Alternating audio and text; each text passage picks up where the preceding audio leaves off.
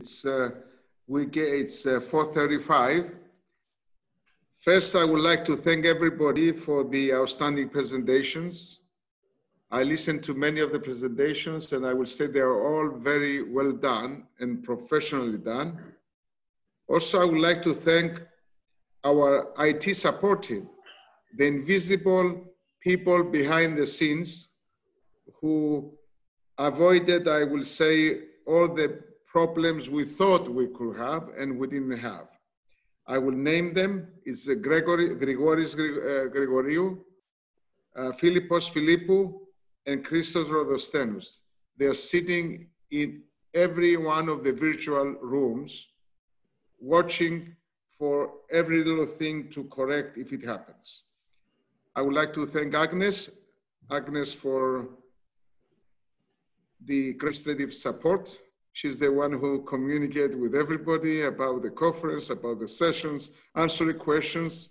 We are a little sorry about the mix-up with the UTC versus UTC, the time, universal time codes, whatever.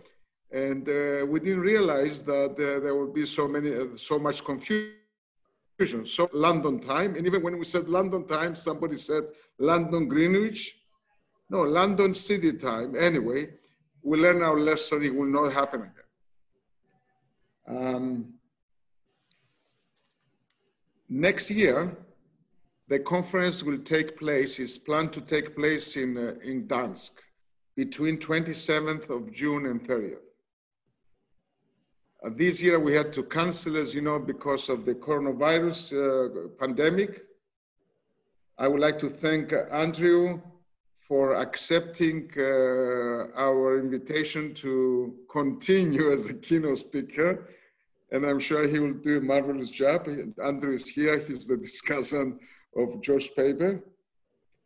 At this, the board of directors at its meeting yesterday decided to host a regular conference and a virtual conference for those who cannot participate.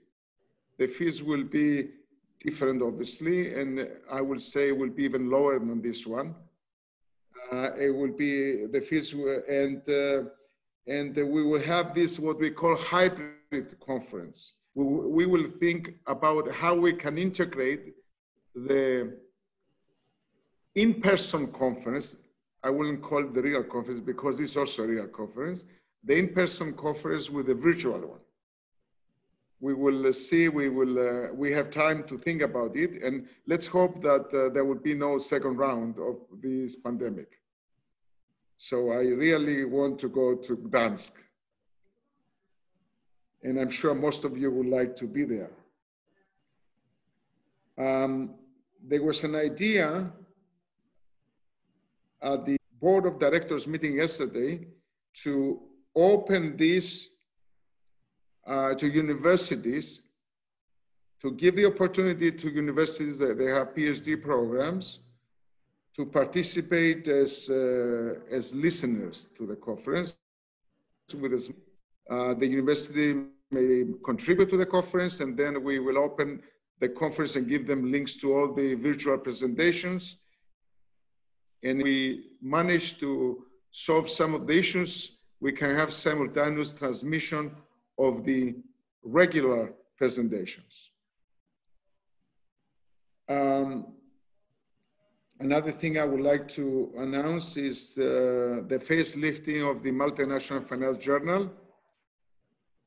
Right now, the journal is on the right track to run well and be visible. We had some issues a couple of years ago, and I think we resolved these issues. We encourage everybody to submit a paper. The feedback period is between 4 to 7 weeks right now. 4 weeks is the earliest, sometimes 3.5. 7 weeks is the latest. That's our target. Agnes is managing this affair, and she's very, very,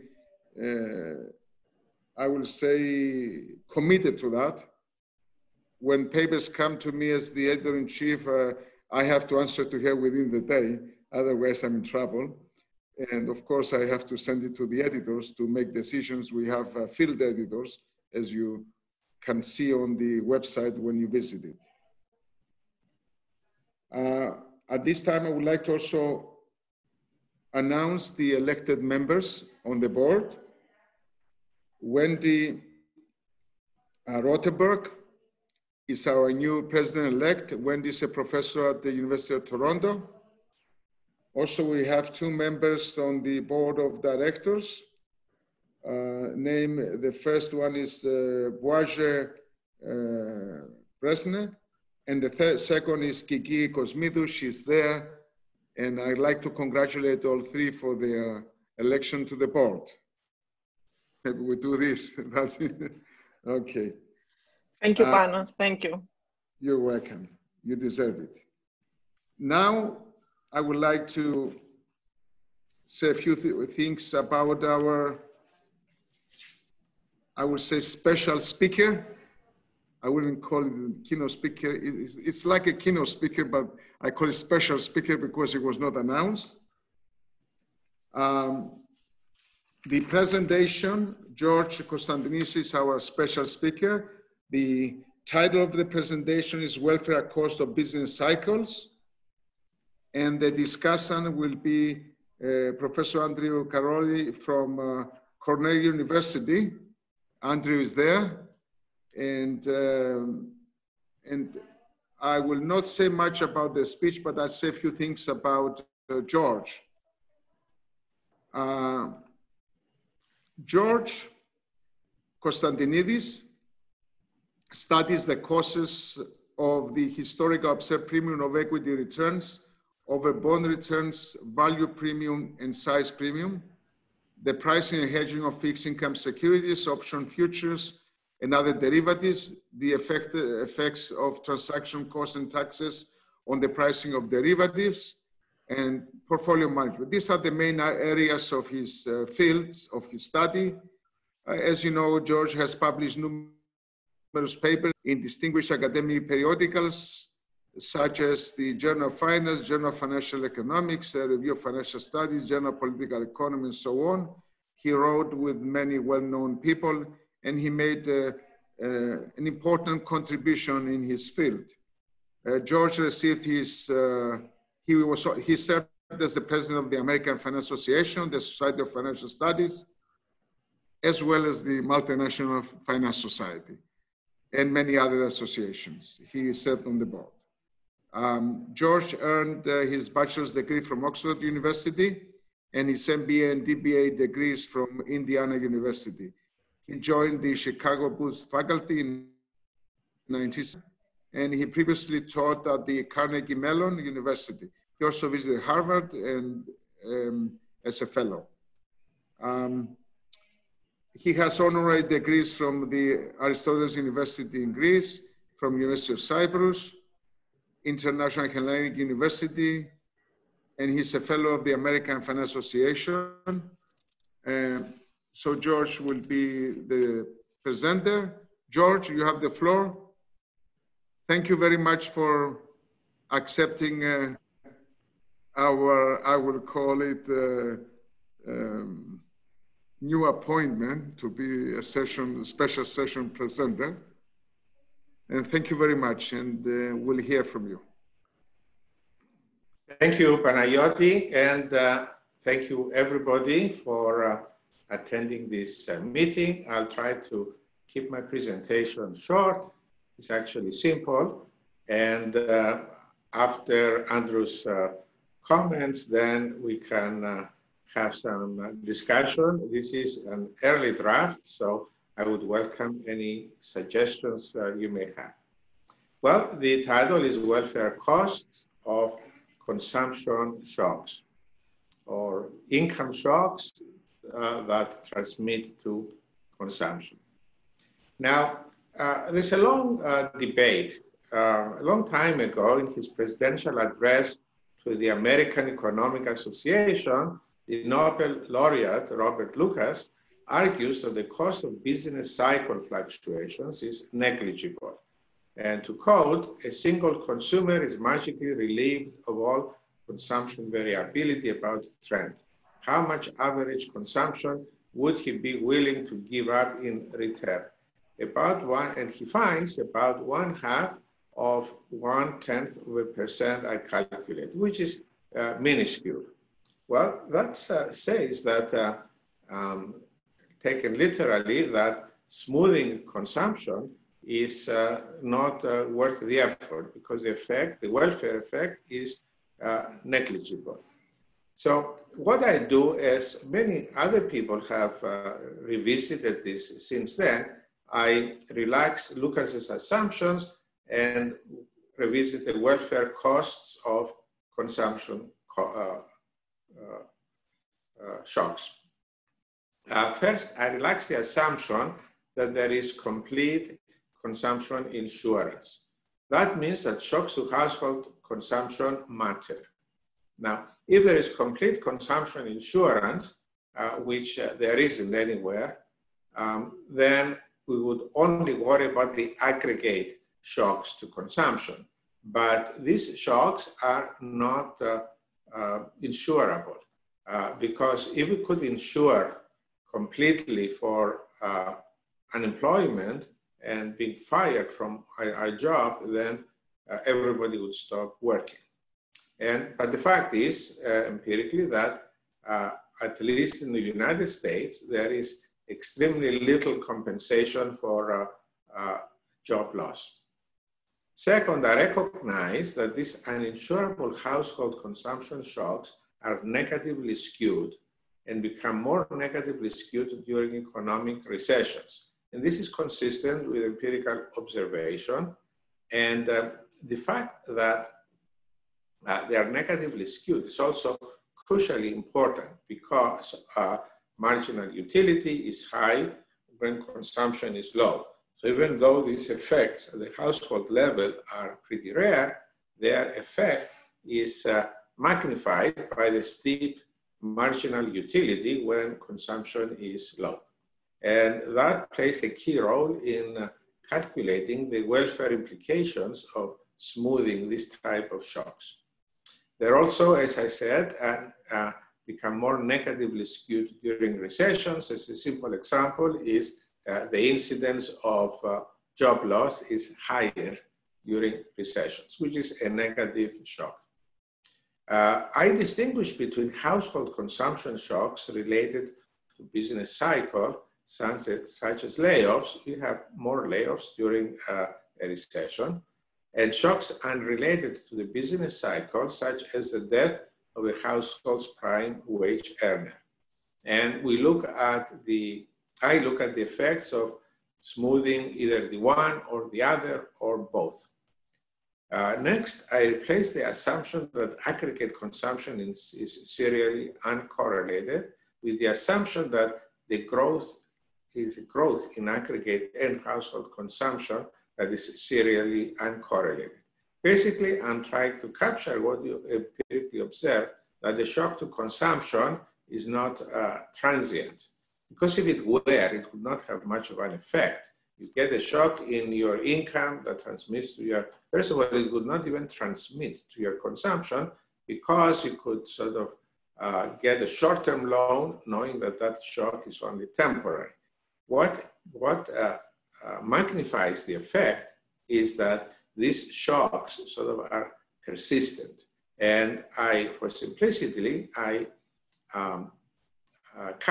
model this persistence by saying that it is the growth rate in shocks, both at the aggregate level and the household level, that are serially uncorrelated.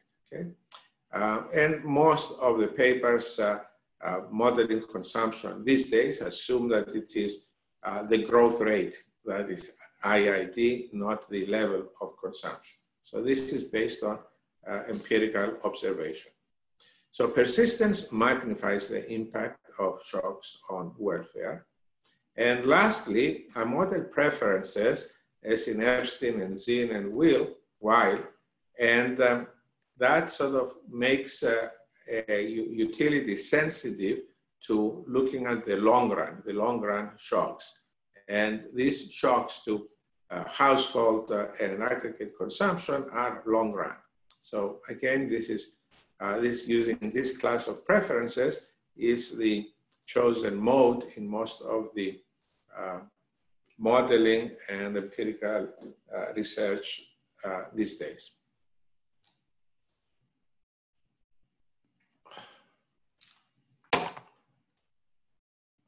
Okay, background.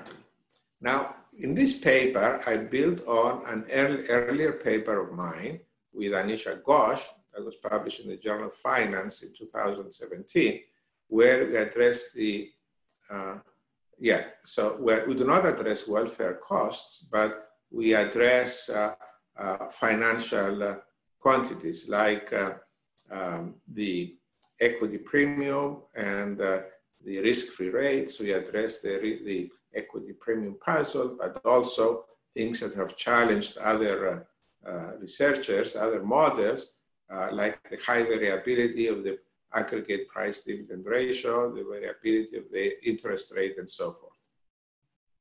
So I'll have to describe a little bit that paper because we built in this paper, I built directly on that one. So in my earlier paper with Ghosh, we have an exchange economy, and aggregate consumption growth is standard. It has a trend and IID normal shocks, but it's key that we introduce heterogeneous consumers, households, and a household's consumption at time t is the aggregate consumption at time t times a shock to household I at time t. And of course, this, the integral or the sum of these household shocks adds up to 1. So the sum of household consumption equals aggregate consumption.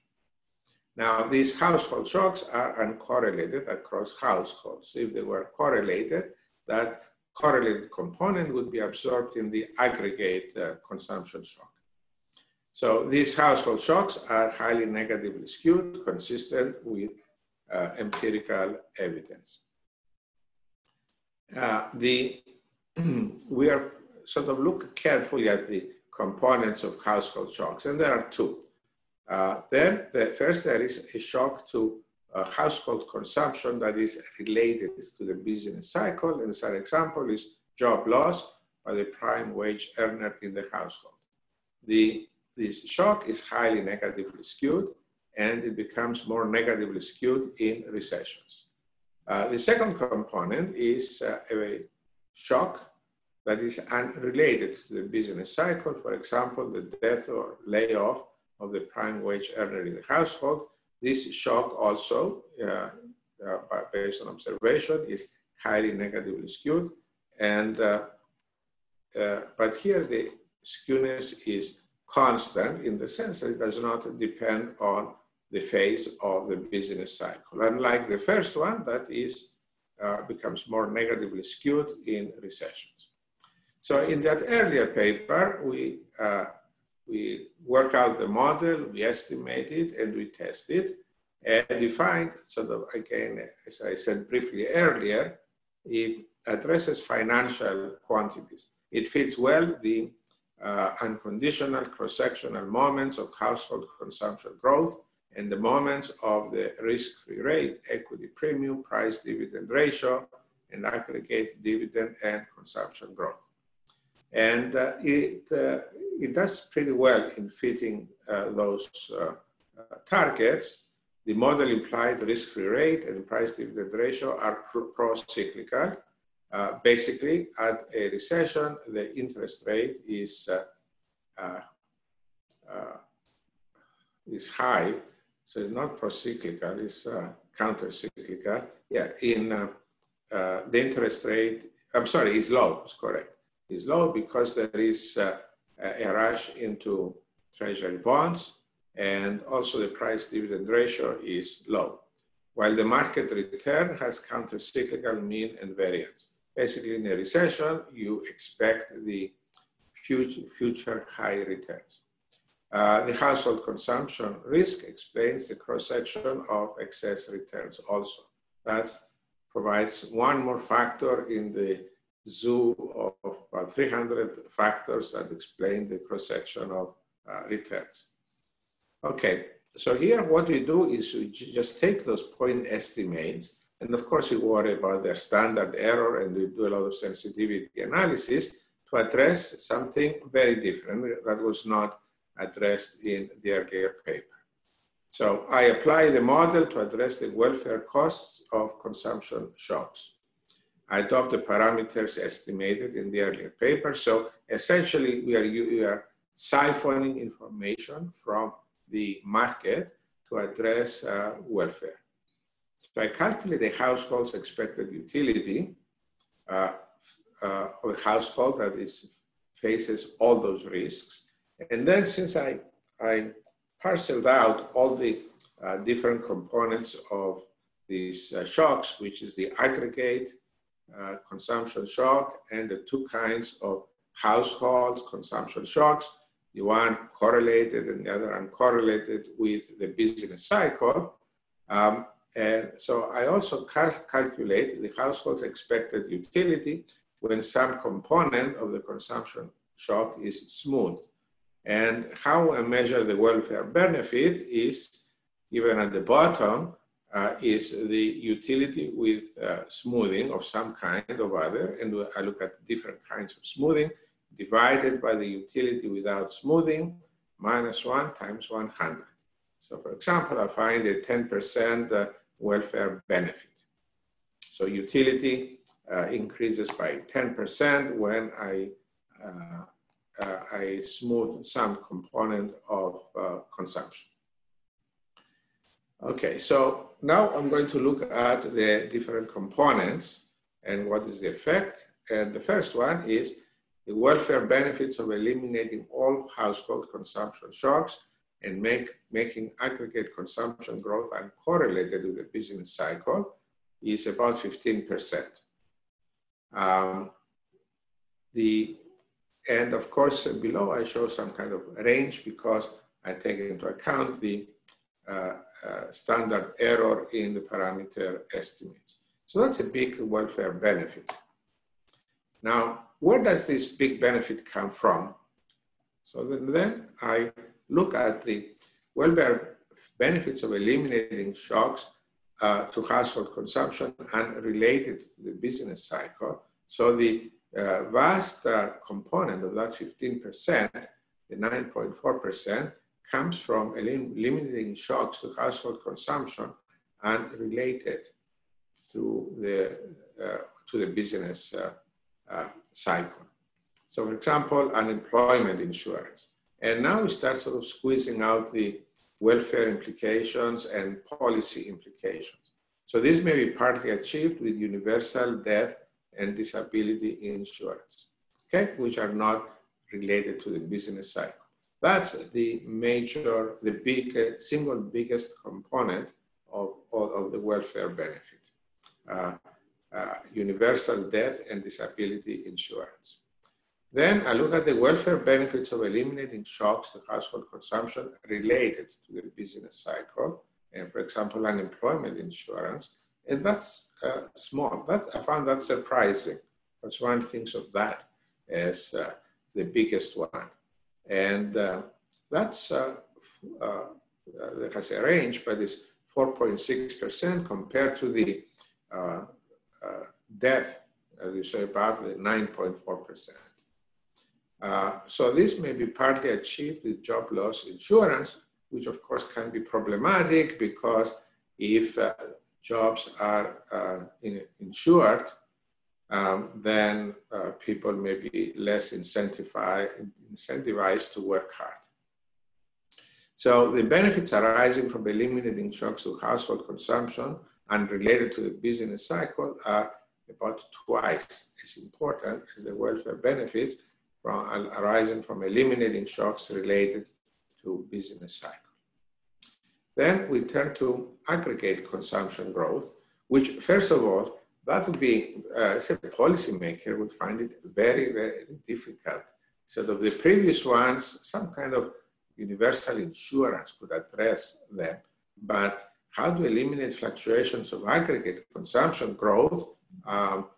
Central banks try to do that, help out businesses and consumers during recessions, but it's a very tough goal.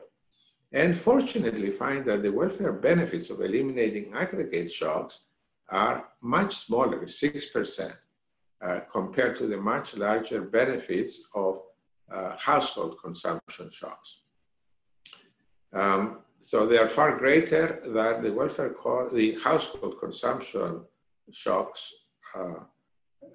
Eliminating those shocks is much greater than aggregate shocks. Now, these welfare benefits of the 6%, which is not a negligible amount, is much lower than what Lucas reported, who reported less than 0.5%, because Lucas assumes, based on all the assumptions that I highlighted at the beginning, assumes that the level of aggregate consumption is serially correlated, so a shock is not persistent, basically. So its welfare implications are low. So that's a key difference. And also looking at preferences, the Epstein-Zinn preferences that sort of look at the risks in the long run. Then, focusing further on the aggregate consumption growth and eliminating its dependence on the business cycle is only about 2.5%. Okay, that's fortunate because it would, as a policymaker, would find it very difficult to implement such elimination of the dependence, but in any case, the effect is only 2.5%. So this result is important because its welfare gains are of the same order of magnitude, but smaller than the welfare gains of eliminating fluctuations of aggregate consumption growth and deserve further study.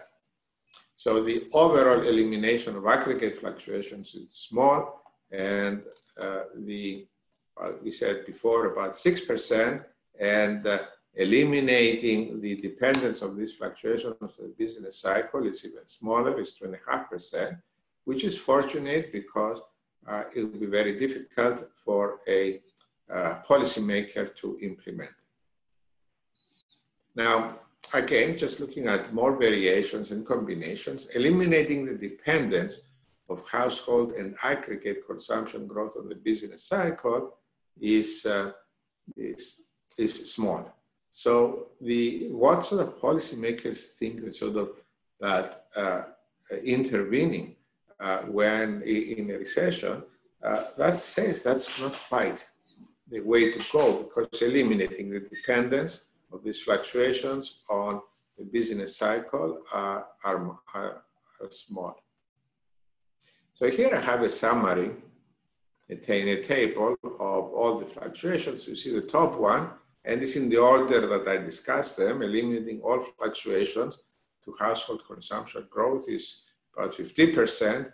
Eliminating fluctuations to household consumption growth unrelated to the business cycle is a very good portion of that, 9.4%, while eliminating, and for that, thing of death or disability of the prime wage earner. And the third entry, eliminating fluctuations of household consumption growth related to the business cycle, is smaller. So this is a big takeaway. So household fluctuations, eliminating them or smoothing them has a much bigger effect than aggregate. And the biggest component of that is unrelated to the business cycle, like death and disability of the prime wage earner. And then I continue to show that fluctuations to aggregate consumption growth are relatively small, and fluctuations of aggregate consumption growth related to the business cycle are even smaller. So the last three are kind of targets that they are very difficult to implement by a policymaker anyway, but we show that the emphasis should be on the top three, the household consumption growth fluctuations and its components. With that, I summarize the results. The welfare costs, which I already said, is about 15% larger than the welfare costs of aggregate consumption growth fluctuations. And the biggest component is the component unrelated to the business cycle. And with the welfare benefits of decoupling shocks to consumption growth from business cycle are small. And the punchline then is policy should focus on smoothing household consumption growth shocks. That's more attainable than aggregate, particularly shocks unrelated to the business cycle, such as the death of the prime wage earner of a household. So with that, I end my presentation, and thank you very much for attending. I look forward to any feedback now or later on. You can download the paper if you like from my website. Thank you again.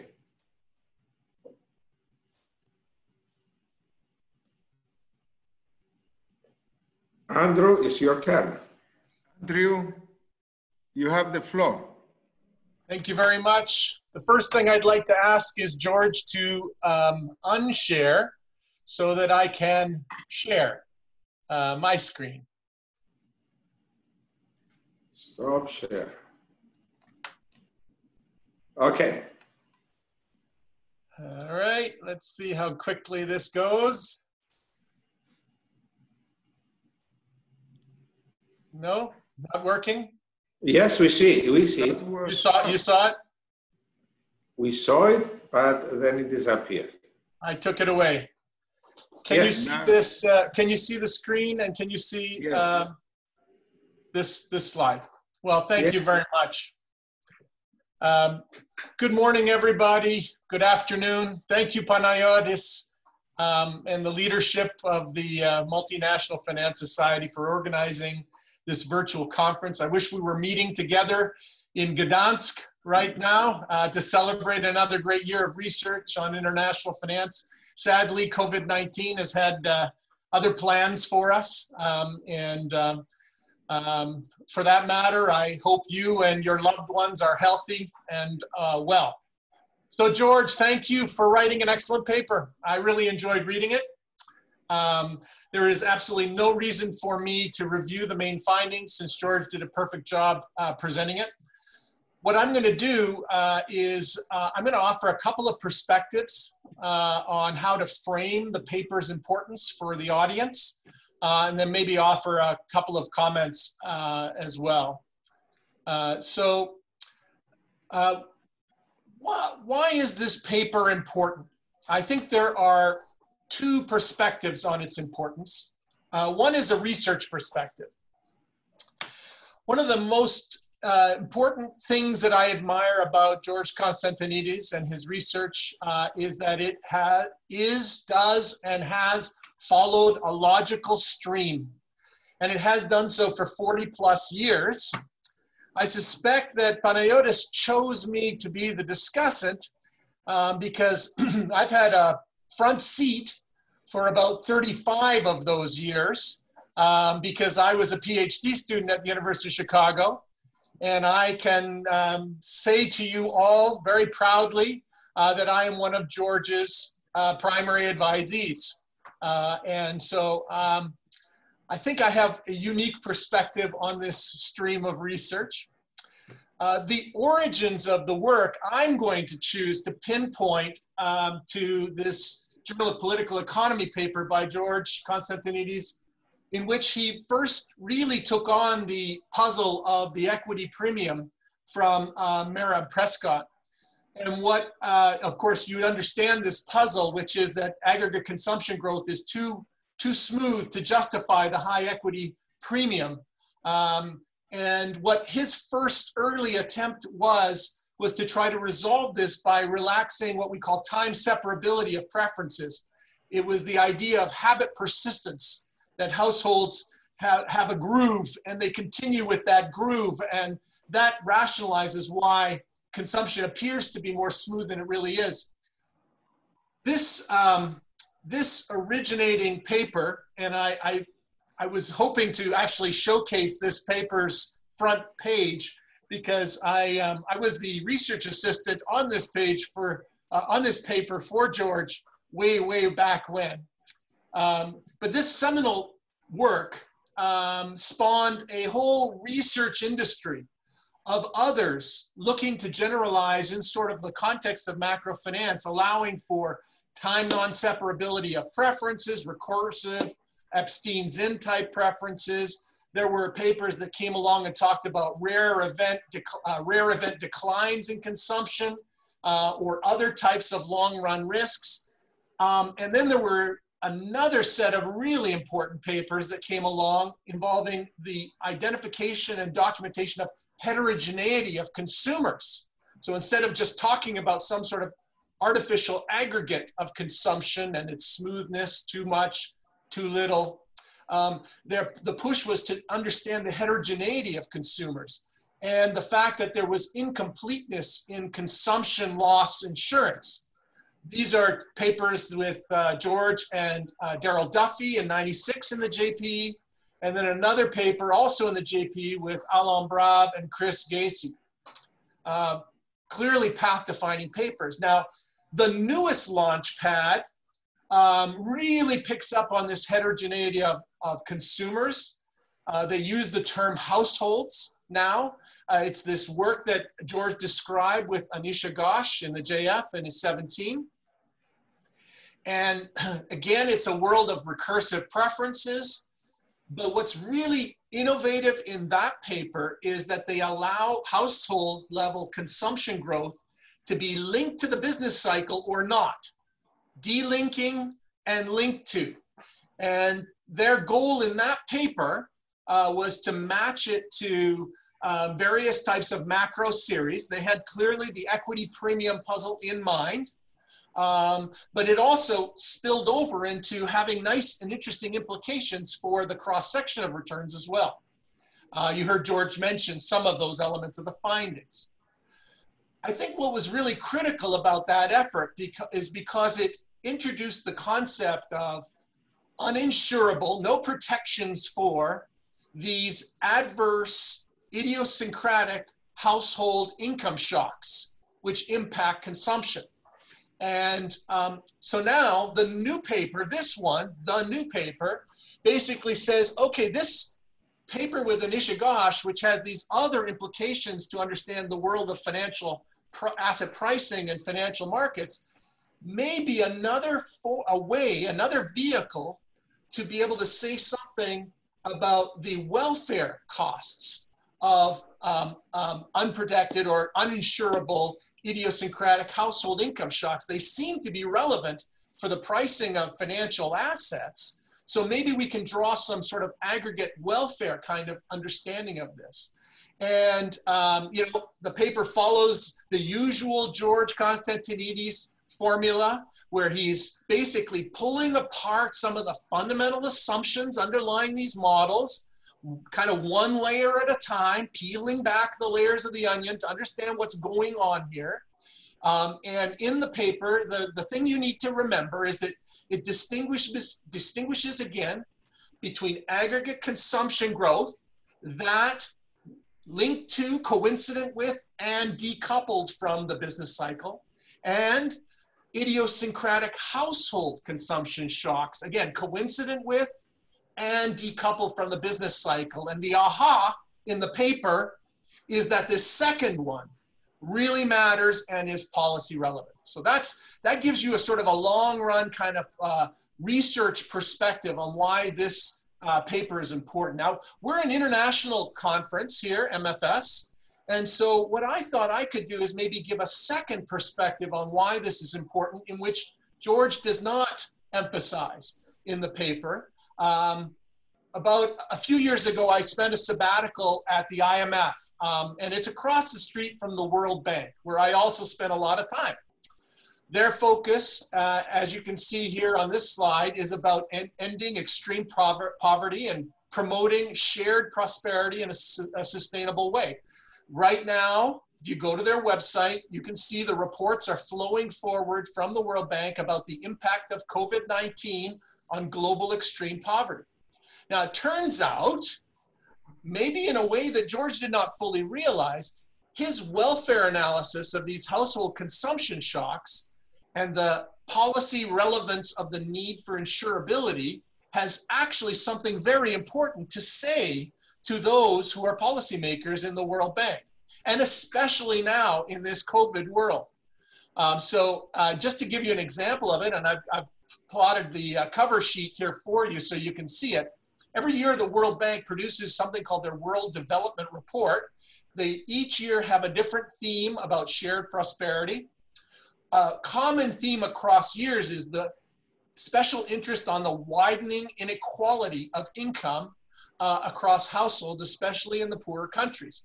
And this 2019 report that I'm highlighting here focuses on the changing nature of work. And it talked a lot about something what they call the new social contract, which is about helping households that are adversely affected and need to be reshaped by the changes in technology, the globalization of markets, and evolving societies. And they talk specifically about insurance via significant investments in human capital. That's what they call the new social contract. They, unlike what George was mentioning as a policy dimension with respect to the unrelated to the business cycle, here what they're really pushing hard in many of these countries is the importance of job force training as the way in which households can protect themselves from adverse economic shocks like what we're experiencing. And if you can see on the left-hand side, chapter 6 of this report has a figure that sort of talks about the layers of this social contract and the way in which they think about insurance programs that they are pushing countries to develop to help protect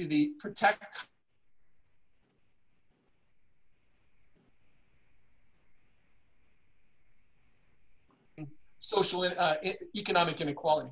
So to my mind, as I'm reading George's newest paper, this welfare calibration analysis, I think of it as having a very important statement for the policy debate on household consumption shock smoothing, and especially those that are unrelated to the business cycle. So I'm almost done, Panayotis. I have an obligation to give George some feedback. These are specific comments. The listeners may or may not be interested in this unless they're in this literature, but here are a few. They are technical questions. So the paper, in my mind, never fully articulates why it's so important, though it emphasizes it often about distinguishing between the level of aggregate consumption being serially uncorrelated versus the growth in consumption being serially uncorrelated. I think he can help us understand this better. If it's about tractability, we'd like to have you say that. If it's about something that's unclear about the intuition of the two assumptions, offer that up. But if you feel it's something that's already been resolved in the literature by other papers, well, then tell us that. I think there are some elements of that in a couple of key papers, page 7 and maybe near page 10, where that will be a place where you could add some additional insight. Another thing that's really interesting, of course, to be able to say something welfare and macro-y when you're purposefully looking at micro household idiosyncratic income and consumption shocks, is you need to make some quick assumptions. And what George does in this paper, as well as in the Gosh paper, is assume there's an infinite number of households and shocks are assumed to be symmetric across them, which allows the law of large numbers to kick in to get us up to these aggregate statements. Now, in many emerging countries, as I mentioned to you already, there's this large and growing population of working poor. The shocks are hardly symmetric for them, and the uninsurable income risks fall disproportionately on them. I see this as an opportunity for you, George, to be able to say something to that literature through the work that you're doing, and maybe to unpack some elements of that key assumption. Lastly, the paper's model is the Gosh paper, emphasis is the Gosh paper, and it's calibrated to US data going back about 80 years. Now, that is fine, it's understandable.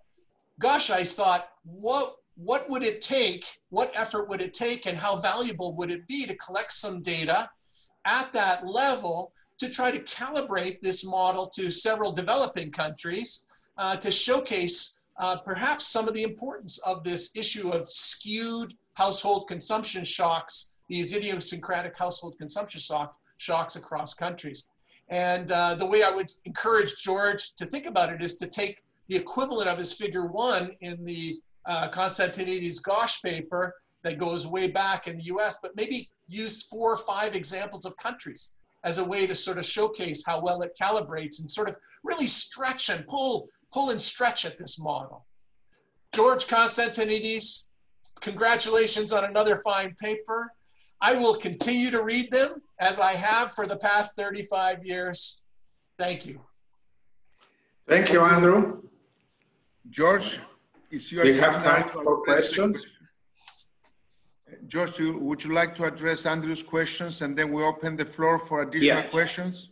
Well, the first one, why consumption is not level, is not IID, but is highly persistent, which we for simplicity model with consumption growth being IID, is big. First of all, that's the empirical evidence. If you look at aggregate and household consumption levels, they are not IID by any stretch of the imagination. They are highly persistent. I emphasize that this persistence says that if I receive a shock, if my income is say because of the crisis now is reduced by 10% in 1 year, I can sort of make things work. I can take a short-term loan. I can shore up my expenses for the year. So, but if I know that that 10% is going to be lost in income and therefore consumption, is going to be persistent, its implications on my utility are far, far higher. And therefore, eliminating that type of shock has much stronger welfare implications. So we do it, we do it not in order to boost up the welfare implications, but because that's how it is. At the aggregated household level, consumption level is highly persistent. The other implication of, the other comment of Andrew, that we should recognize that these shocks are different for the rich versus the poor. That's a very important one. That's quite a challenge because it would make the model far, far less tractable. So that's for convenience. But yes, we should try to figure out some way, some shortcut that we address separately the implications for the different levels, the super rich, the middle class, and the poor. That's very important. And sort of bringing in sort of the World Bank occupation into this, I think I will definitely work that in the motivation in the introduction. That's very important. And yes, for updating the data by another 10 years, that's also important. I'll have to chase down my old RA and sort of collect more data and do it, but that's also doable, and it makes the paper more current. So thank you, Andrew, for your great comments, and I look forward to your keynote address. Okay, any more questions from the audience? Please open your microphone and ask George directly. Hi, George. It's Lauren Switzer in Montreal here. Nice Hi, to Lauren. see you again. I guess if we're going to draw some further relevance to what's going on, in the current market, and you could even extend it to the shocks of the Great Depression, because I've gone back and sort of looked at some of these old papers, right? Did monetary shocks or was it fiscal shocks that were behind the Great Depression? The debates between Friedman and Schwartz versus Lawrence Klein and everybody else. The issue of the level of aggregation is really high here, in the sense that you've got an economy that's made up of whatever it is. Here's this homogeneous good that you're producing and consumed by everybody, versus a business cycle that comes about from industries, right? And in this current mess that we're in, which we call it the COVID nightmare, right? It's not every industry is affected the same way. We could end up with 25% unemployment if it doesn't get settled at a certain point. And the issue of, I know it's putting another whole layer to the analysis, but you could say the issue of aggregate consumption shocks, or right, there's no production really here, but it's aggregate consumption across individual sectors that are most severely affected. To give it some sense of realism, just as in the Great Depression, right? We look at the causes, the initial causes. You could say, well, it was the agricultural sector that was particularly affected, and that might have been the driving force, so being as a supply shock. And here we have a supply shock in the sense that it's right, the productive capacity of individuals in the wrong sectors is being affected in a catastrophic sense. Do you understand what I'm getting at? Yes. Much more work. I know. No, those are very useful suggestions, very challenging suggestions. Looking at the different industry sectors and how they are affected differently, that's very important. And I'll look into that. Yes.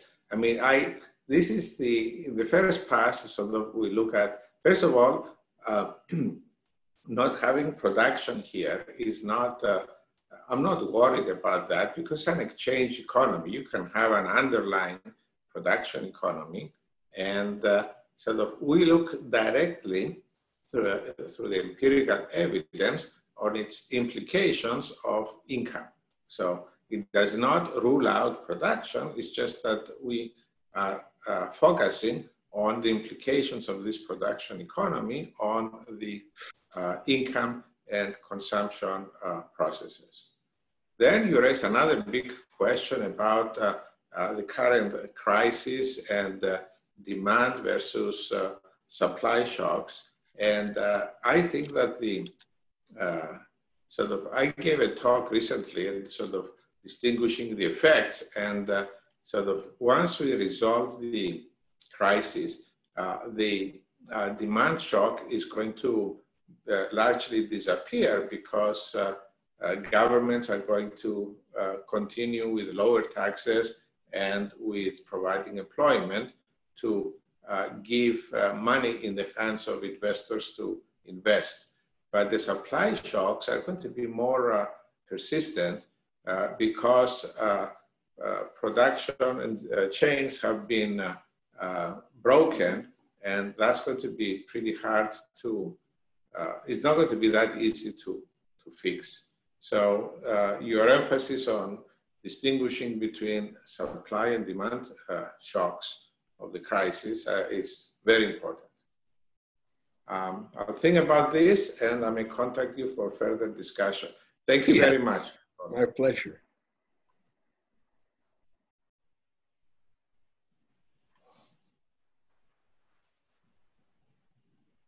Any other questions from the audience?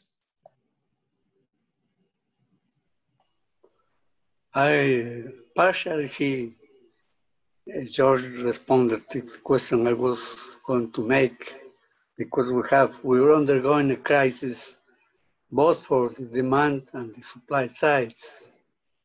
But taking a pragmatical point of view, like Andrew was also suggesting, what would be your policy recommendations now? Which policies should the United States follow? Okay. I mean, first of all, in the US, with the government providing a supplement to unemployment benefits, it sort of goes directly to the people hurt the most, and it helps tremendously on that. Now, even after the crisis is resolved, governments will realize that they are saddled with much larger national debt than what they had before the crisis, and that has to be addressed. And the usual channels like increasing taxes or cutting government spending, I think many governments will be reluctant to do it because they want to focus right now on stimulating the economy back to normal. So what will happen, I think, is that governments will be less fearful of inflation. So inflation would decrease the real value of their national debt, and would also have another more subtle welfare benefit, which I think is fair, in the sense that the young don't have much of savings, while it is the older population that has the savings. So inflation will amount to a transfer from the older generation to the younger generation. And I think that's socially fair, because it is the younger population that has hit the most. Either people were laid off or they had to work as bus drivers and delivery boys under very adverse circumstances, while the older population has been affected much. So once government realized that there is sort of a social fairness and there is an advantage to inflation, even though the current surveys and market implied forecasts say that inflation is expected to remain below 2%, both in the immediate and in the intermediate range. I think those forecasts say nothing about the long run. So I think that the probability of inflation, sort of voluntary inflation in the longer run, is not a bad idea. And about a month ago in The Economist was an article articulating this case as well. So I think that's maybe a policy in the longer run. Thank you, Edgar. Thank you very much. More questions?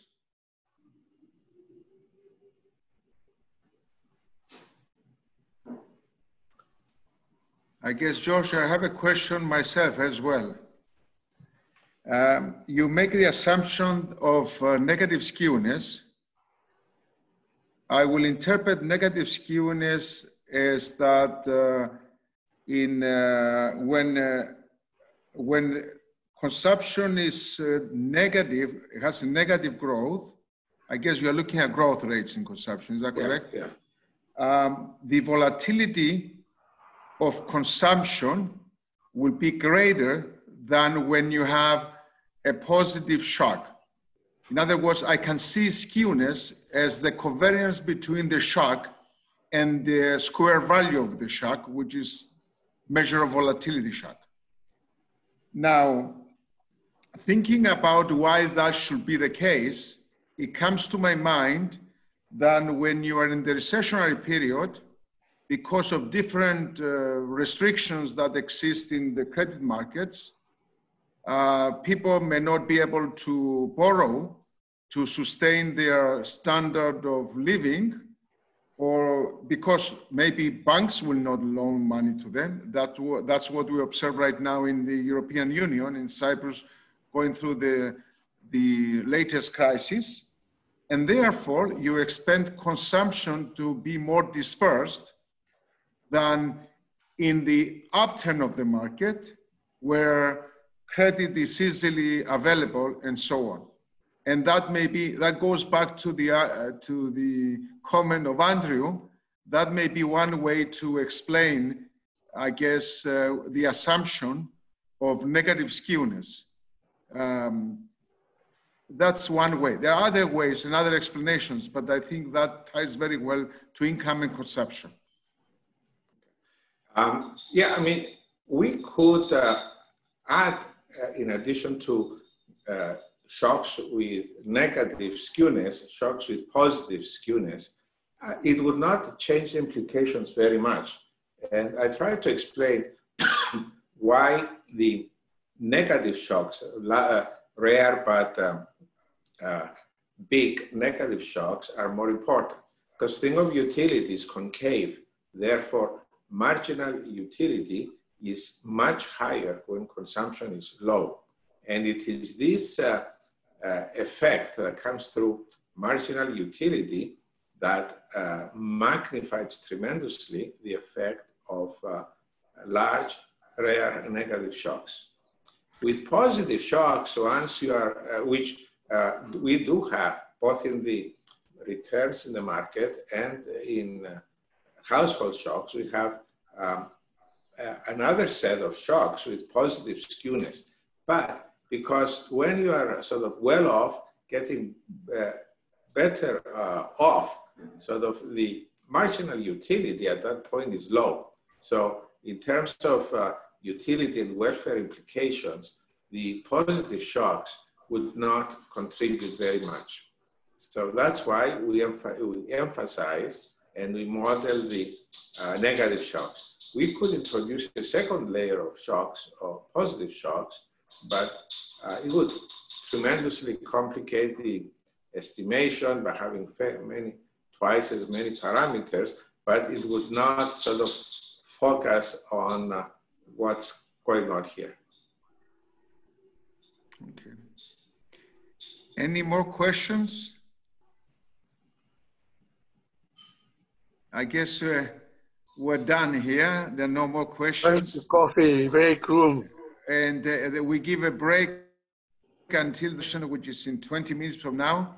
I would like to thank George very much for this very informative and interesting presentation, and Andrew for his comments.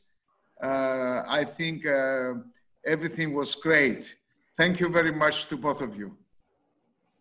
And we have a break now until the next session, and that will conclude the conference. And next year, hopefully, we'll have a real conference, not a virtual reality. Will you have some kalachkis during the coffee break? Listen, okay, now we have time, I guess, to have some small talk. But as I mentioned yesterday at the board, the conference next year will take place at the Dance Polytechnic University. And my wife and I and the staff and our colleagues from the Dance Polytechnic, we had a meeting with the cooks of the cafeteria there, and we asked them to make the different samples of Polish foods, and that's planned for the lunch. Different types of food, something that is with meat, without meat, and all kinds of things.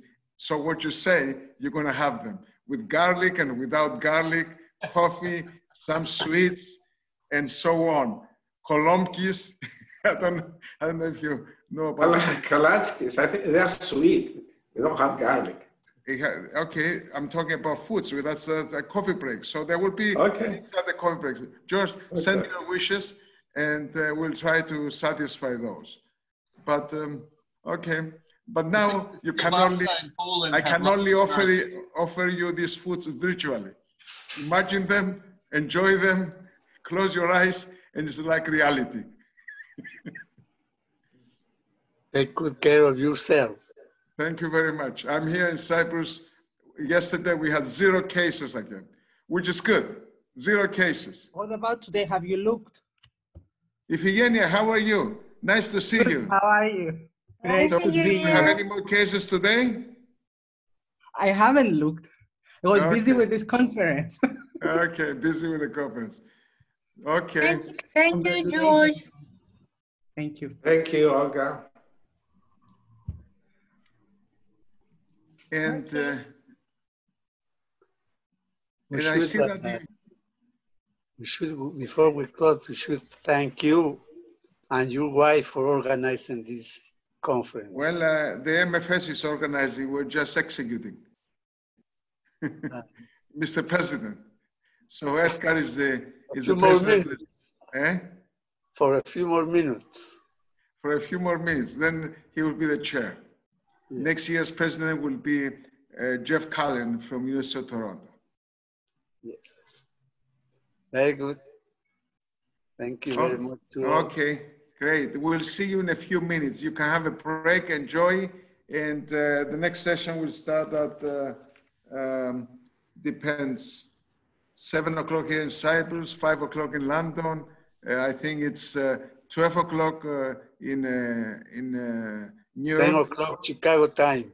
He said it in something 20 like that. minutes. Panagiotis is ending in 20 minutes, 6 o'clock in Cyprus, that we have the session. No, 7 o'clock, isn't it? And 6 o'clock. Because in the program No, 6 o'clock, 6 o'clock, Panagiotis. You have to go by the booklet. Yeah, so 6 o'clock. 6 o'clock. You see, I got mixed up with the times and time zones. It said 4 o'clock, and we got the additional. We said 4 o'clock, that this but is then we changed Greenwich it to 4 o'clock time. London summertime. Yes, so it's now. It's in 20 minutes. 20 minutes, yes, exactly. Okay, at 6. Andrew, thank you very much. Have a good day. Okay, bye-bye.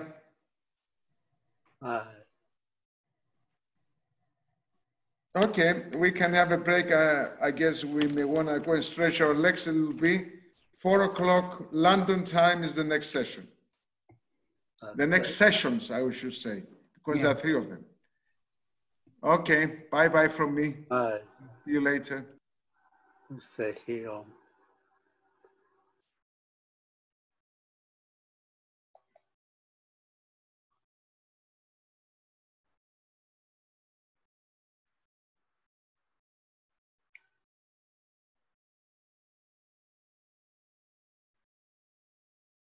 Sound. Beatriz. Bye. Aquí ando, doctor, aquí ando. Lista. El micrófono, muy bien. Lista, Calixta. Muy bien. ¿Dónde está Miriam? Ya fue. Muy bien. Todo va bien.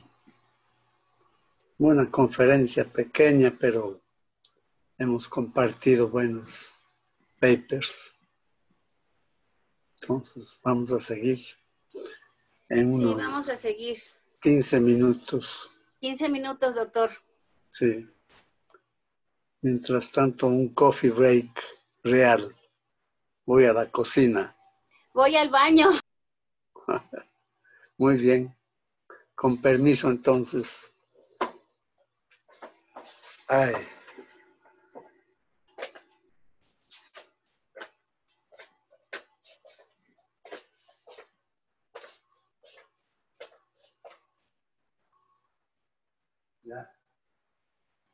Ya borró esa parte. Ya borró esta parte.